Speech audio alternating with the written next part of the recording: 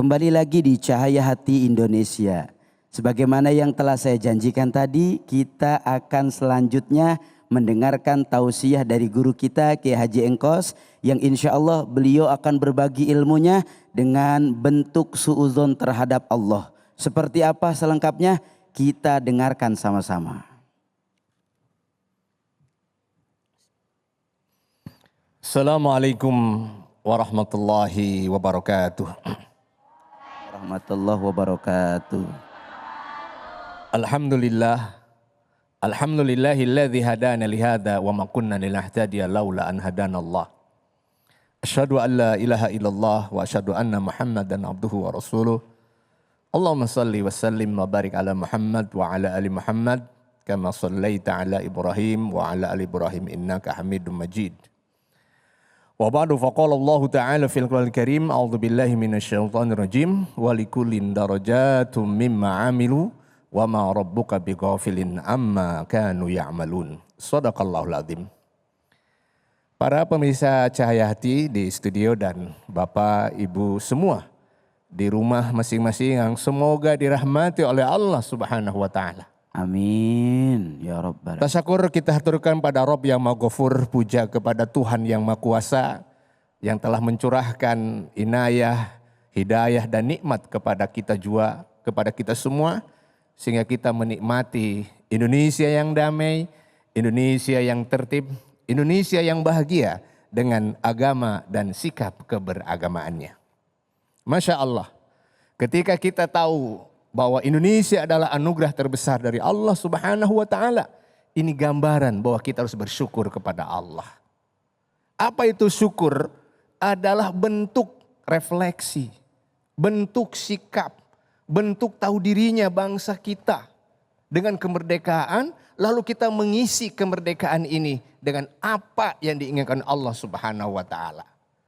Salah satu sikap beragama yang harus dijauhi, yang harus dihindari oleh siapapun apa? Jangan suka suudzon dengan Allah. Para pemirsa, di sini ada yang galau? Ada yang bagaimana gitu rasanya sekarang ini? Ya, pandemi masih terus berjalan, kondisi ekonomi masih begini ya. Masa depan, ada yang bilang madesu, masa depan sukses insya Allah ya. Di tengah pesimisme, di tengah ujian seperti ini, bagaimana sikap kita? Mungkin ada yang berbicara, kalau Tuhan, mohon maaf, ini biasanya orang ateis begini, kalau Tuhan benar-benar penyayang, mengapa penyakit masih ada? Mengapa bencana begitu bertubi-tubi kepada umat manusia ini? Di mana Tuhan? Sepertinya ini teriakan yang tepat ya. Katanya Tuhan Maha Rahman, Tuhan Maha Rahim. Tapi ketika bencana ada, ketika pandemi ada, di mana Tuhan berada? Inilah orang-orang yang salah memandang bagaimana perbuatan Allah, bagaimana sifat Allah. Allah jelas subhanahu wa ta'ala. Lihat, Allah subhanahu. Apa artinya subhanahu? Ini adik-adik ini kan para santriwan, santriwati. Subhanahu, suci. Suci dari apa? Kekotoran, kekhilapan, kekurangan dalam sifatnya, perbuatannya, dan seluruh apa yang terkait dengan zatnya. Ya. Ketika Allah Subhanahu wa taala menurunkan ujian, sebut juga ujian. Pantaslah Allah memberikan tahapan-tahapan yang mungkin. Orang berat, orang depresi, orang stres. Nah, ketika kita suudzon kepada Allah, apa? Orang yang tidak menerima dengan ujian. Orang yang tidak rela diuji, itulah orang yang suudzon kepada Allah. Lalu orang yang ingin, pernah adik-adik dengar para pemirsa, yang ketika doa mengancam, ada judul sinetron tuh, ketika doa mengancam ya. Coba, Tuhan kalau engkau tidak kabulkan permohonanku, maka besok aku tidak akan lagi menyembahmu. Ini innalillahi, memang sinetron saja, refleksi. Mengapa doa harus sampai mengancam? Mungkin kata, ya ini tidak mungkin. Kalau kata bahasa kita, EGP. Emangnya gue pikirin. Aku yang ciptakan, aku yang jadi khalik, kalian adalah makhluk. Mengapa harus salah? Memandang aku, perbuatan aku, sifat aku, dan segala yang terkait dengan zat aku. Ini adalah pembahasan tauhid. Suudzon kepada Allah. Di antara bentuk suudzon lagi begini biasanya. Orang kalau berdoa kepada Tuhan, kepada Allah, ada terkena penyakit. Ingin segera dikabulkan. Kadang mohon maaf kayak mendikte Tuhan. Ini ada yang mau kuliah, umpamanya ya Tuhan pokoknya masukkan aku ke kampus A. Kalau enggak ke kampus A, aku enggak akan kuliah. Ada enggak suka begitu kadang? Ya Tuhan aku ingin nikah dengan si dia. Pokoknya begini ya Allah terbaik bagi saya. Kabulkanlah, kalau tidak. Janganlah mengancam atau mensegerakan apa yang tidak diinginkan oleh Allah. Siapa tahu ketika kampus B yang Allah sediakan, kampus C yang Allah sediakan, itu justru terbaik. Lihat firman Allah Subhanahu wa taala, "Asa an tuhibbu syai'an wa huwa syarrul lakum." Boleh jadi kalian mencintai sesuatu padahal jelek bagi kalian. Wa asa an takrahu syai'an, boleh jadi kalian membenci sesuatu itu padahal itu adalah wa huwa khairun, padahal itu adalah baik bagi kalian. Bangsa Indonesia, ketika saya pengalaman keliling dakwah di berbagai negara, di Hong Kong, di Australia dan beberapa negara. Kita ini negara yang paling kondusif dalam beragama, simbol agama, syiar agama begitu dahsyat. Ketika kita jalan-jalan di beberapa negara bagian di Australia, kita nggak dengar suara azan. Di sini kita menikmati suara azan. Syukuri, husnuzon kepada Allah, jangan suudzon. Tiba-tiba ada ujian keberagamaan, ujian dalam kehidupan bagi umat Islam. Mari kita ridha dengan ujian Allah Subhanahu wa taala. Mari simak sabda Rasul sallallahu alaihi wasallam, "Innallaha idza ahabba qauman ibtalah." Sesungguhnya Allah kalau mencintai sekelompok manusia, maka Allah senang mengujinya. In radiya falahu ridha. Kalau dia ridha dengan ujian itu, Allah lebih ridha lagi. Wa in sakhita falahu sukhtu. Kalau dia marah dengan ujian itu, maka Allah lebih murka lagi. Bangsa yang besar adalah bangsa yang tahu diri bagaimana membaca, menyikapi takdir Allah Subhanahu wa taala. Khalifah Umar bin Khattab tahun 17 Hijriah kita tahu terjadi pandemi amwas di daerah Damaskus. Para pemirsa tahu berapa jumlah yang tewas dengan gara-gara pandemi itu?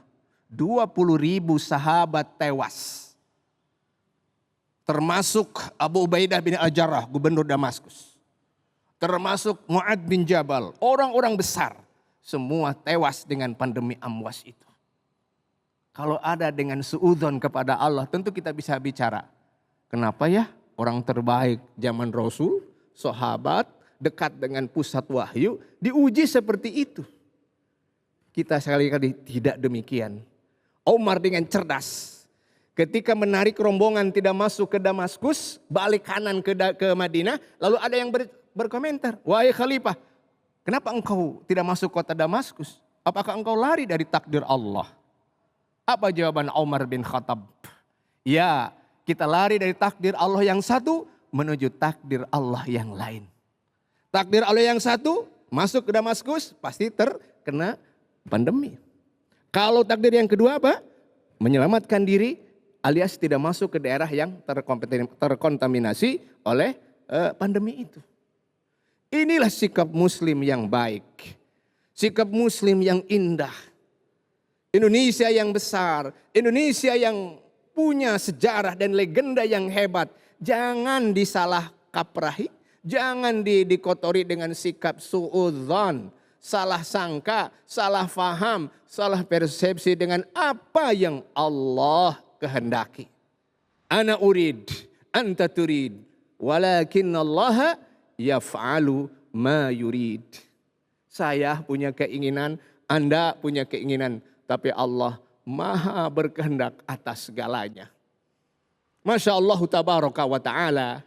Para ulama telah menorehkan khazanah keilmuan yang banyak sekali. Tinggal ikuti. Jangan kepada ulama-ulama yang tidak memiliki sakopah wawasan ataupun landasan-landasan syariah. Kita banyak. Saya sebagai pengurus MUI pusat di komisi kajian sudah banyak memberikan arahan ikuti ulama. Khususnya dalam masalah akidah seperti persepsi kepada Allah Subhanahu wa ta'ala. Yang selanjutnya bagaimana kita juga menyikapi ujian seperti ini. Tentu Allah punya hikmah yang besar. hikmah yang agung di balik semuanya ini. Semakin kita rida, semakin kita faham, semakin kita menyadari betapa Allah Maha Suci, Allah Maha Berkehendak, Allah Maha Agung dalam segala perbuatannya, maka kita termasuk orang yang husnuzon, bukan suudzon kepada Allah Subhanahu wa taala. Janganlah kenikmatan yang Allah berikan kita lawan dengan suudzon. Kasih sayang Allah yang begitu indah kita bayar dengan suudzon. Dalam kehidupan juga sama. Jangan sampai air susu dibalas air tuba. Indah sekali pertemuan kali ini. Para pemirsa Cahaya Hati, Masya Allah, anak-anak muda masa depan penuh husnudzon kepada Allah dan jangan suudzon. Demikian, barakallahu li wa lakum, hasbunallah wa ni'mal wakil, ni'mal maula wa ni'man nasir. Wassalamualaikum warahmatullahi wabarakatuh. Waalaikumsalam warahmatullahi wabarakatuh. Mohon berdiri dulu guru. Menarik sekali apa yang disampaikan oleh guru kita. Terlebih jangan sampai di saat pandemi ini kita berhusnudzon kepada Allah, bersuudzon kepada Allah Subhanahu wa taala, tapi lebih mengedepankan husnudzon kepada Allah Subhanahu wa taala. Guru, sangat menarik apa yang guru sampaikan. Terima kasih. Lalu secara konkret apa yang harus kita lakukan sebagai hamba Allah agar kita tidak mudah suudzon kepada Allah Subhanahu wa taala? Ini pertanyaan berat dari Kang Ustadz Abe ini, memang Ustadz media yang alumni tafsir hadis loh. Dan saya sebagai dosen tafsir hadis bangga. Anak tafsir hadis menjadi the master of dakwah media. Alhamdulillah. Mudah-mudahan Allah berkahi. Ya. Amin guru. Siap. Pertanyaan guru, siap. saya ini kayak ujian disertasi ini. Jawabannya sederhana saja. Ya, siap. Langsung Bentuk guru. dari suudzon kepada cara menghindari ya. Ya, cara menghindari suudzon ini. Cara menghindari suudzon adalah ini urusan akidah ya. Jangan menisbatkan melabelkan sifat negatif kepada Allah Subhanahu wa taala. Jangan sekalipun. Ya. Tega-teganya ya Rob, saya kan ahli tahajud, kok ujian saya seperti begini? Tetangga yang darmaji, maaf darmaji ya bro? Iya benar. Ahli mengaku hiji, tukang maksiat, kok gampang hidupnya. Kami ahli zikir, ahli majlis kok susah. Iya. Suudzon kepada Allah, jangan. Hindarkan. Yang kedua, tatap. Orang-orang yang punya musibah daripada kita masih lebih banyak. Masya Allah. Tengok.